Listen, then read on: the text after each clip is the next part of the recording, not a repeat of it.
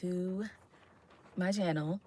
And today I'm going to be hosting this video like it's a podcast because that's how I want to go about um, sharing the content that I have today.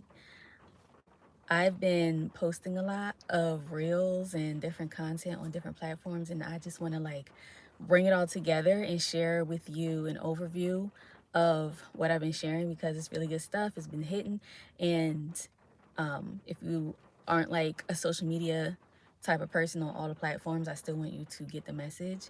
And I'm going to be commenting, sharing my commentary and extra thoughts on what I've posted. So, welcome. This is the Ola Trail Show. My channel is called Ola Trail, and my podcast, like I have a podcast called the Ola Trail Show. It's just that I haven't posted on my podcast in a while. But I'm planning to get back on it. It's time. So, this is how the video is going to go, or this is how the podcast is going to go. I'm going to do an overview of the segments I want to touch and then dive into the segments. So I'm going to give an opening message, and then I'm going to share the content that I posted all week. I'm going to do some updates like life updates or current events. Then I'm going to do a menstrual minute. Very interesting.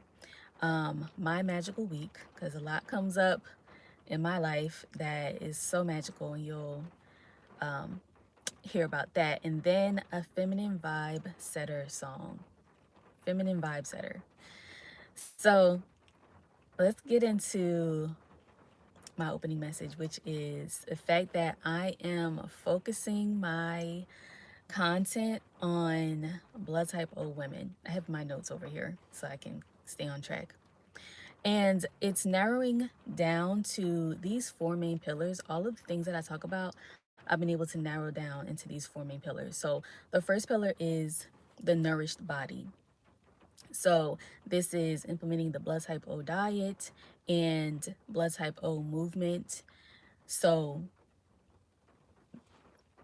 most or some of the content that I speak on is going to be, actually most of the content that I speak on is going to be based on, that's the foundation, blood type O, nourishment, and living lifestyle. It's going to be based on that. Then the emotional body. So this is learning to feel your feelings as a blood type O woman, transmuting and repurposing your hunter and survival mode energy.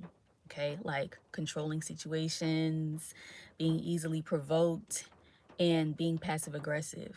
That is also a part of survival mode, which we'll get into for sure. And this is so that you can become a more juicy and magnetic woman who gets everything she wants. It's possible. Just keep following me, keep listening, and you'll see. Next is the spiritual body. And this is helping you align your energies by developing a spiritual practice to connect to Source God, which is also within yourself. Connect with yourself, your food, connecting with nature. So this is connecting with your food, connecting with nature, which will support a surrendered life of going with the flow and picking up on subtle messages being given to you from the spiritual realm. It's happening. You may not be noticing it because we're so in survival mode, but when we slow down and we're able to observe, you're being guided. And I've been experiencing that in my life for a long time.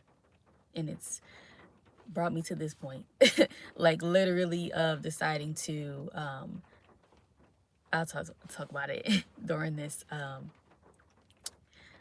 episode. And then last is the embodied woman. And this is helping you solidify the habits that I'm going to be speaking on that are going to be helpful to you, raising your feminine energy, aligning your energy inside your body, and becoming a healthy woman.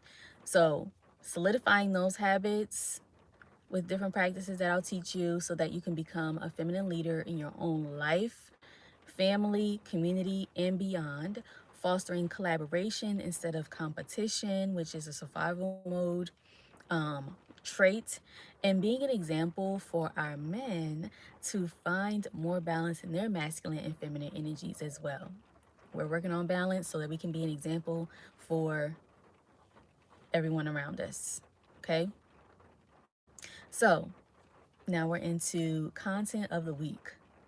This is what I've been posting, and I posted a lot. I posted like something every day. This is because I'm on Thanksgiving break from work, and because I'm a teacher, and I just was like, I'm going hard. I'm gonna just do what I can for this time period, and hopefully I can continue on, or like at least it'll ignite some passion and thoughts to so that I can get that out there.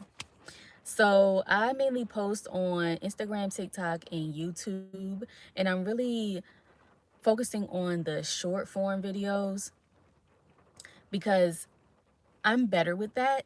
And then I'm able to get out just like one little bite-sized piece of information. So you can take that in, then tomorrow come back for something else. And then when I do this podcast, I'm sharing an overview or a summary of what I posted for the week.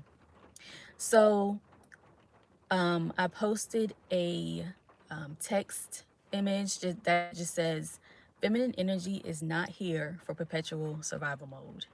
That like set the tone for the week, for the rest of my content. Um, I had a caption underneath that, but I just explained it in the rest of my reels for the week. So I also talked about the call of the type O woman. Now, I posted a video of this on my YouTube channel, and then I just made another short video for like a quick bite-sized version of it. So I talked about stepping up and doing inner work as blood type O women because we have the most work to do. Blood type O women are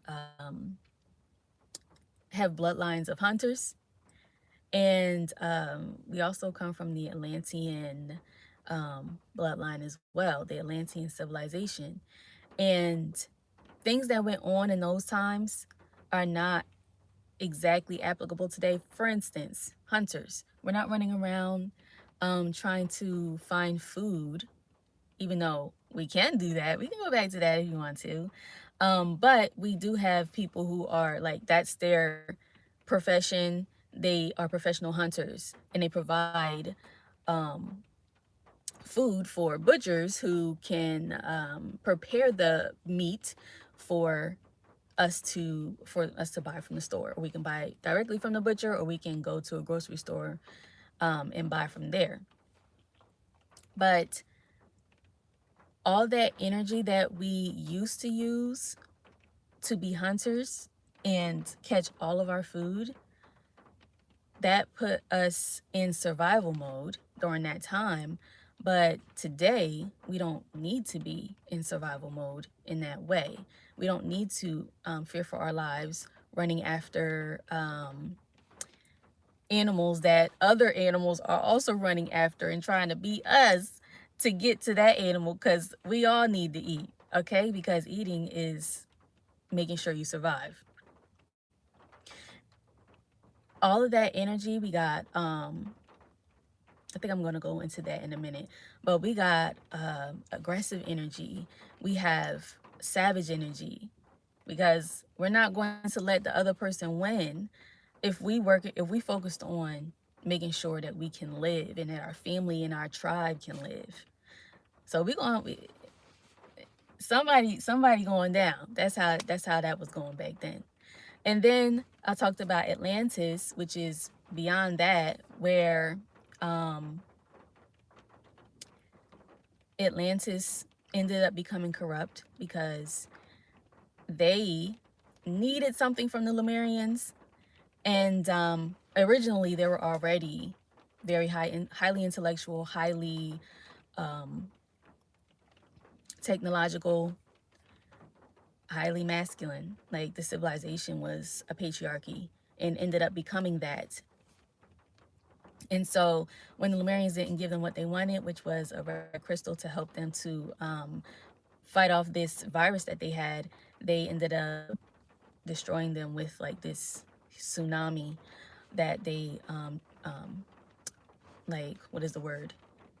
They just created a tsunami in the ground with their technology to flood out Lemuria. So that wasn't nice. And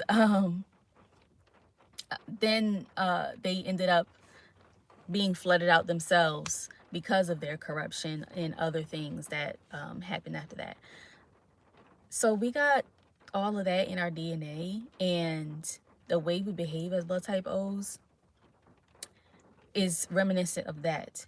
But it's time for us, especially women, to transmute energy, that type of survival mode, masculine energy, into something that is more able to be used in a positive way today. And then I posted a video on the difference between masculine and feminine energies, just to lay the groundwork on what this means. So masculine energy is more go-getter, more intellectual, more analytical than they are with feeling. Because when we think about masculine energy, we think about men, and men usually don't use their feelings to get stuff done. They're doers. That's what masculine energy is. Masculine energy is more about doing. And obviously, you see them going into jobs that require them to do, to compete, to reach to the top, to acquire positions of power. Now, when we think about feminine energy, now, let me just clarify this. We all have both feminine and masculine energy. But feminine energy, when we think about feminine energy, we usually in, we usually envision a woman, okay? And feminine energy is mostly soft, mostly caring and kind, hospitable, just motherly, making sure if anybody is in need that they're being cared for. And they go into jobs that foster those behaviors, like into education, into hospitality, like waitressing and hotel services, and catering, cooking. What else? Being in like a flight attendant, or being it was another, oh yeah, going into the psychology sector, becoming a therapist.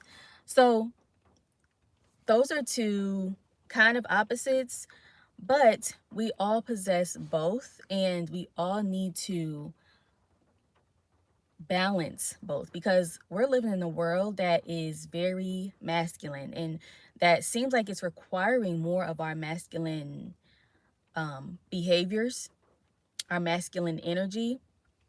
And instead of being, which is what more feminine energy is about being kind, exuding energy to make people around us feel a certain way, because we feel a certain way.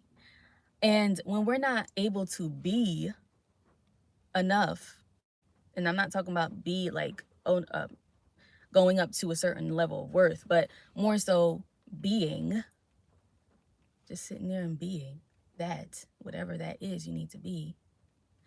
And we need to put in the hours, go to work, wake up early, stay at work a long time, come home late, all the things, compete and do all the things that need to be done in the world that we perceive.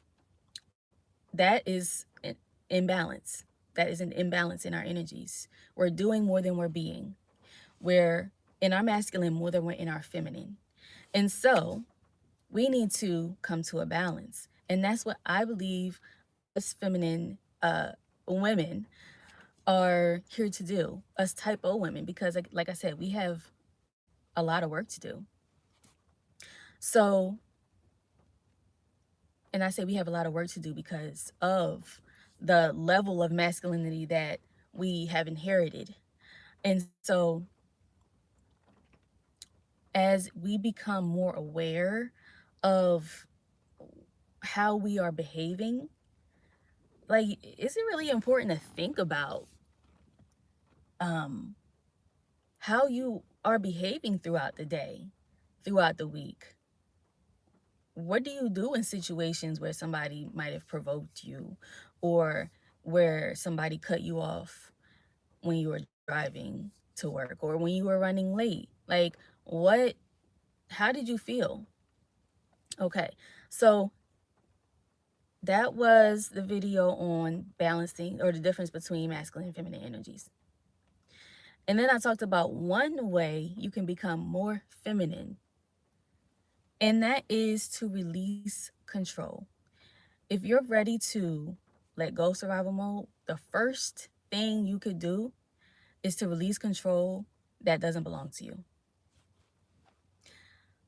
We as feminine women, we as blood type O women, working on becoming more feminine, we like to be in control. We like to know all the details of something. We like to know what's going on around us, know what's going on with people. And sometimes we don't need to know. Not all of that is not always all of our business. We don't always need to give so much of ourselves to something that is not really our problem or our issue.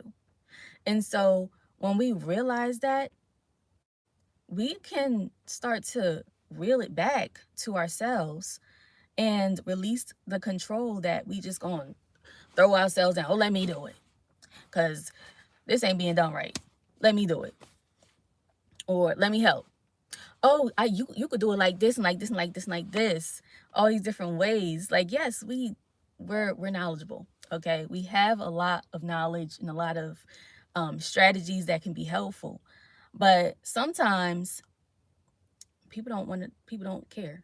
They don't want to know all the things that you know, because everybody's going through their own journey, and they need to learn through experience. I learned this as a teacher, that students, they need to be able to struggle a little bit. It's called productive struggle in the education world.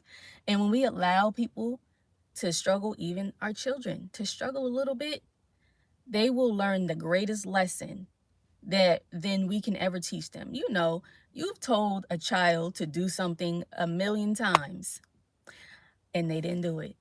And then when they go through it, they be like, oh my gosh, that's what you were trying to tell me this whole time? Mm-hmm. Oh, so you had to go through bing, bang, bang, and all of that other stuff in order to realize that that wasn't good for you.